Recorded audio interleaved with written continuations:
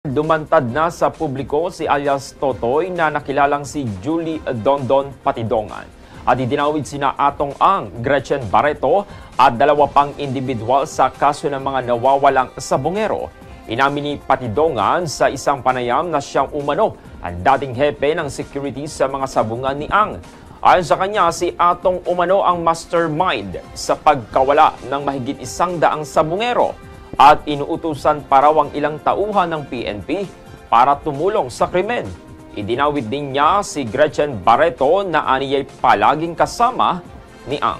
Desidido naman si Atong Ang na kasuhan ang dalawang whistleblower na nagdawit sa kanya sa pagkawala ng ilang sabongero. Maghahain ang kampo ni Ang sa Office of the City Prosecutor ng Mandaluyong ng kaso laban kina Julie alias Totoy, Patidongan at Alan Brown Vantiles. Kakasuhan po ang dalawa ng attempted robbery with violence, grave threat, grave coercion, slander at pag-akusa sa inosenteng tao. Ito naman ang kampo ni Ang, gawa-gawa lamang ang mga paratang para sirain ang kanyang pangalan.